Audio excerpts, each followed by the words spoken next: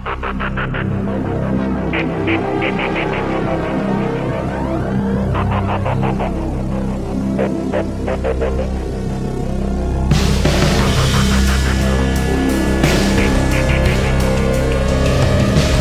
तुला कसा अनुभव वाटला? ठीक आहे. ठीक आहे, पण कशी आहे, केवढी मोठी आहे आतमध्ये? भरपूर मोठी आहे. भरपूर मोठी आहे ना? 40 फूट असेल. हा, 40 फूट पर्यंत आतमध्ये. पण एकटं जायला कसं वाटत होतं? भयानक आहे ना? नमस्कार मंडळी, कशा तुम्ही सगळे? मी पुरुषोत्तम जाधव, स्वागत आहे तुमचं आणखी एका नवीन व्हिडिओमध्ये. तर मंडळी, आज आपण आलेलो आहोत मृगगड या किल्ल्यावरती. तर बरेचसे किल्ल्यांवरती आपण पाहिलेले आहेत की कातळी पायऱ्या कोरलेल्या असतात गडावरती. तर याही गडावरती तशाच प्रकारच्या कातळी पायऱ्या, म्हणूनच या गडावरचा आम्ही ट्रॅक करायचा प्लॅन केला होता. तर आज आम्ही आलेलो आहोत या मृगगड किल्ल्यावरती. तर पाहूया हा कसा किल्ला आहे तो.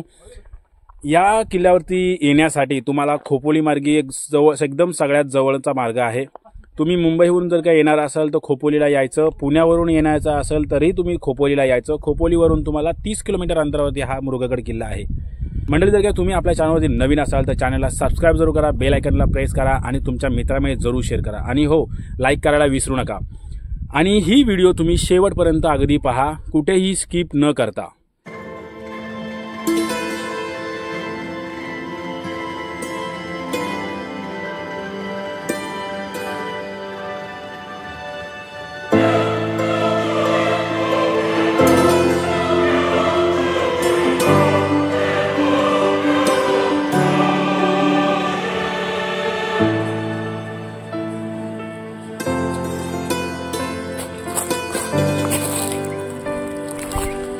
खटपट करायला लागते युट्यूबवरला.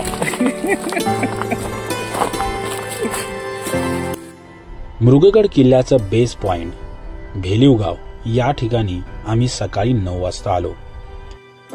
याच गावामध्ये सकाळी चहा पाणी व घरगुती जेवणाची उत्तम अशी सोय मिळेल.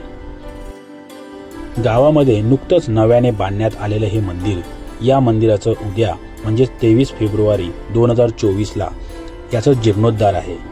आणि या गावामध्ये या मंदिराचं मोठ्या प्रमाणात उत्सव साजरा करण्यात येणार आहे. आणि याच गावाच्या बाजूला असणारा हा मृगगड किल्ला, याचा आज आपल्याला ट्रॅक करायचा आहे.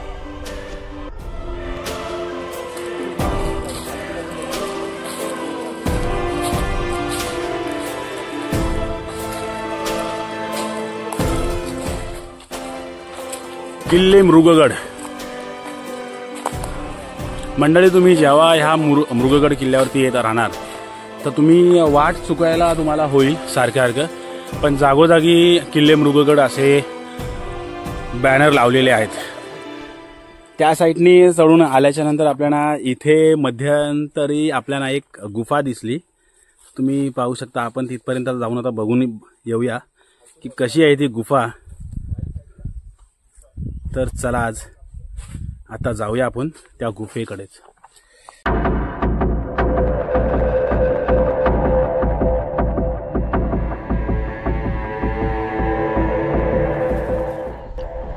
गुफेचा भाग हा खूप अरुंद असल्यामुळं बाहेरूनही आपल्याला दिसण्यात येत नाही. ज्या वेळेस गुफेमध्ये आतमध्ये जायला लागलो, 2 मित्र माझे अगोदर जाऊन आलेले, पण तरी सुद्धा मी आतमध्ये जात असताना मला खूप भयानक असं वाटत होतं. कारण आता जिथे आलोय इथपासूनपर्यंत सरळ भाग होता, पण त्याच्यानंतर उजव्या साईडला थोडासा हलका क्रॉस झालेला होता.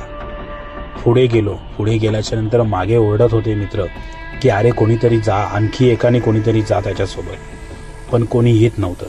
सगळ्यांना भीती वाटत होती. मी म्हटलो आता काय करायचं, मागे जायचं की पुढे बघायचं अजून. पण म्हटलो नाही, एवढं आलोय, अजून थोडं 2 पावलं पुढे जाणारच. शेवटी मी पुढे जायला निघालो. राईट साईडला वळून एक 5 फुटाच्या अंतरावरती एक पुन्हा खाली खोल खड्डा होता. तो जवळपास 3 फुटाचा होता. तिथे खाली उतरलो. खाली उतरल्याच्या नंतर समोर पाहतो तर काय, अजून आतमध्ये 5 फूट आतमध्ये आहे. भीती तर वाटत होती, कारण राईट मारून पुन्हा खाली आलोय आणि पुन्हा आतमध्ये 5 फूट जायचंय. पूर्ण अंधार होता. मोबाईलची जी बॅटरी होती त्या बॅटरीमध्ये पण एवढं काही दिसत नव्हतं. शेवटी अर्ध्या रस्त्यातूनच मोबाईल थोडा पुढे करून व्हिडिओ शूट केला आणि मग पुन्हा मागे वापस जायला निघालो. एकटाच गुफेमध्ये आत आले असल्यामुळं भीती तर वाटत होती. खूप भयानक असा हा प्रसंग होता. अगदी अविस्मरणीय हा प्रसंग होता. समोरच मित्र दिसायला लागले. त्यावेळेस जीवात जीव आला. कारण 40 फूट आतमध्ये असा प्रसंग मी कधी अनुभवला नव्हता. एखाद्या गुफेमध्ये 40 फूट आतमध्ये जाणं खूप भयानक आहे. गुफेतून बाहेर आल्यानंतर समोर दिसलं ते म्हणजे 2 डोंगरांच्या मधून अशी एक दरी होती आणि त्या दरीतून आपल्याला सरळ वरती चढून जायचं होतं. जागा तर खूप कमी होती. एक माणूस जाईल एवढीच जागा होती. त्यामुळं एका एकाने बारी बारीने आम्ही वरती गेलो. आता विनय सारखा एवढा 6 फुटीचा 6.5 फुटी उंचीचा माणूस पण त्याला चढायला प्रॉब्लेम येतोय म्हटल्यानंतर आमची तर काय, एका वेळेला एकच माणूस जाऊ शकतो. तुम्ही बघू शकता एकदमच अशी छोटीशी एक माणसाला चढायला भेटेल एवढीच जागा आहे.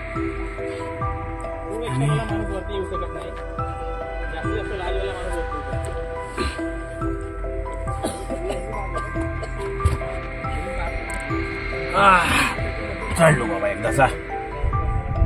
क्रॉस करून ठेवा. बाबा इकडे पण बघ, इकडे पण पकड आणि तो हात तिथं ठेवा असा खाली खाली खाली खाली ठेवा. हा आणि मग वरती चढ. हा बघ चढायला भेटेल आहे ना. गडावर जायला वरती ह्या समोरच आपल्याला कातली पायऱ्या दिसतात आणि जी सेकंड गुफा आम्हाला पाहायला मिळाली ती म्हणजे ती त्या तिकडे समोरच्या बाजूला आहे. तर मंडळी आपल्याला ह्या ज्या कातळी पायऱ्या दिसतात ह्या कातळी पायऱ्या आता आपल्याला चढून वरती जायचंय. तर बघू शकता तुम्ही ह्या कातळी पायऱ्या एकदम दगडामध्ये कोरलेल्या आहेत. ज्या वन साईडला आपल्याला ही कड्याची भाग बघायला मिळतो पण दुसऱ्या बाजूला खोल दरी आहे आणि अशा ज्या पायऱ्या आहेत या पायऱ्या आपल्याला कमीत कमी 1.5 फुटीच्या पायऱ्या आहेत.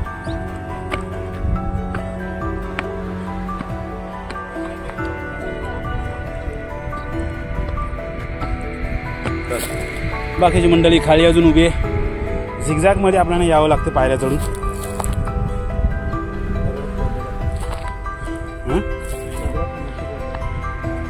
हा त्याचबरोबर इथे थोडा वरती आल्याच्या नंतर आपल्याला इथे एक दगडामध्ये मूर्ती कोरलेली आपल्याला पाहायला मिळते. पण कोणती आहे एवढं काही माहीत नाही कारण स्पष्टपणे आता दिसत नाही. पण बहुतेक असा अंदाज येतो की गणपती बाप्पाची मूर्ती असावी ही. तो हा लोणावळ्याचा जो परिसर आहे तो हा आहे आणि त्याच्याच पुढे आल्याच्या नंतर हा जो टायगर पॉईंट बोलतात तो हा आपल्याला समोरचा भाग दिसतो. सुरुवातीला ज्यावेळेस किल्ल्यावरती आम्ही यायला निघालो तर असं वाटलं की हा किल्ला एवढा फारसा काही मोठा आहे नाही. तर त्या प्रकारे आहे तर नाहीच आहे म्हणजे पण थोडासा आहे. एकच शुल्क आहे ज्याच्यावरती चढायला आपल्याला एक साधारण 1 तास लागतो कारण पूर्ण या किल्ल्याला आपल्याला वळसा घालून यावं लागतं आणि मग वरती चढ करावं लागतं. तर तसं फारसा वेळ लागत नाही. 1 तासामध्ये तुम्ही येऊ शकता वरती. पण काही आहे ना काही अशा कुठे कुठे असे स्पॉट आहेत की जिथे आपल्याला जशी आपण गुफा पहिली दुसरी गुफा पण आपल्याला मिळाली पण आपण तिथे नंतर जाणार आहोत कारण आता ऊन आता वाढत चाललेलं आहे. आम्ही सकाळी 9 वाजून 10 मिनिटांनी बरोबर ट्रॅक सुरुवात केला होता.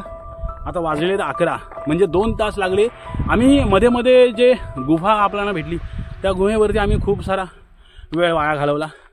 मग असं जर प्रत्येक ठिकाणी तुम्ही जर वेळ वाया घालत राहणार तर तुम्हाला येण्यासाठी वेळ लागणारच असं आहे. तर आता फायनली आपण पूर्ण माथ्यावरती येऊन आपण किल्ल्याच्या पोचलेलो आहोत. बाकीचे मित्रमंडळी आपली खालीच आहे. मी आणि माझा एक मित्र आहे जो प्रवीण म्हणून आम्ही दोघेजण वरती आलेलो आहोत. आता याच ठिकाणी माथ्यावरती आल्याच्या नंतर आपल्याला पहिल्याच ठिकाणी इथे खाली एक आपण बघितली की गणपती बाप्पाची एक मूर्ती होती आणि आता या ठिकाणी आपल्याला एक शिवलिंग पाहायला मिळतो छोटासा आणि त्याचबरोबर एक देवी मातेचा ही मूर्ती आहे.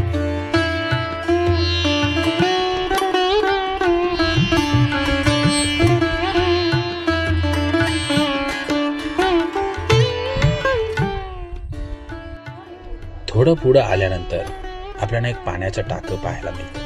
सध्याच्या परिस्थितीत पाणी नाहीये पण टाक्याच्या अवतीभोवती काही दगड अशी पडक्या अवस्थेत पाहायला मिळतं. त्याचबरोबर पाण्याच्या टाक्यामध्ये जाण्यासाठी आपल्याला पायरी मार्ग पाहायला मिळतो. सध्याच्या परिस्थितीमध्ये हा मार्ग बुजवण्यात आलेला आहे. त्याचबरोबर थोडं पुढं आलं की आपल्याला इथे काही असं दगडांचा अवशेष मिळतात. याच्यावरून असं दिसून येतं की त्या काळामध्ये मावळ्यांना विश्रांती करण्यासाठी इथे झोपडं वगैरे बांधण्यात आलेलं असावं. थोडं पुढं आल्यानंतर तशाच प्रकारच्या जागोजागी आपल्याला मावळ्यांना विश्रांतीसाठी बांधण्यात आलेल्या चौक्या पाहायला मिळतात. किल्ल्याच्या टोकावरती आल्यानंतर आपल्याला इथला भाग पूर्ण कातळाचा पाहायला मिळतो. त्याचबरोबर या ठिकाणी 3 पाण्याच्या टाक्या आहेत, ज्या सध्याच्या परिस्थितीमध्ये आपल्याला सुरुंग लावून उद्ध्वस्त केलेल्या अशा पाहायला मिळतात. सध्या तर पाणी नाही आहे याच्यामध्ये. त्याचबरोबर टाक्याच्या बाजूला असणारा हा जो कातळाचा भाग आहे, या भागावरती असे काही होल्स पाडून व लाईन्स काढून तिथे तंबू ठोकण्यात आला असावा त्या काळामध्ये, असं दिसून येतं. कारण या किल्ल्याची उभारणी ही या किल्ल्याच्या आजूबाजूचा जो हा दिसणारा परिसर आहे, या परिसरावरती लक्ष ठेवण्यासाठी या किल्ल्याची उभारणी केली होती आणि म्हणूनच या ठिकाणी हा तंबू उभारण्यात आला असावा.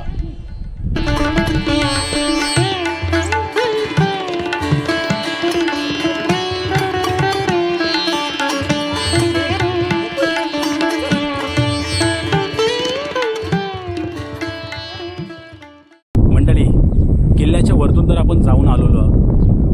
वरती आपल्याला पाहायला भेटलं की कातळी पायऱ्या होत्या. त्याच्यानंतर आता तिथून खाली उतरल्याच्यानंतर जसं आपण जाताना म्हटलं होतं की सेकंड गुहा आहे, तर आता आपण जाऊया इथे कशा या पायऱ्या बघूया. तर अशा प्रकारे या पायऱ्या आहेत. वारा पण आहे थोडाफार.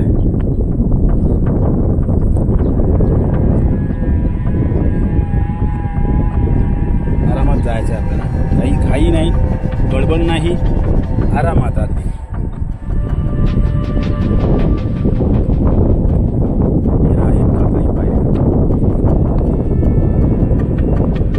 लोक म्हणतात की मागच्या वर्षी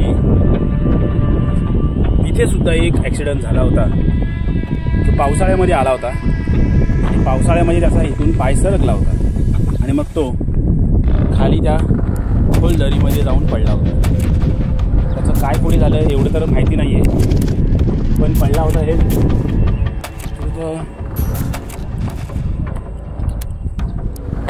इथून पण जाऊया आपण. इथे ही गुहा आहे, सगळ्यात थरारक गुहा ही आपल्याला इर्शाल गडावरती भेटली होती.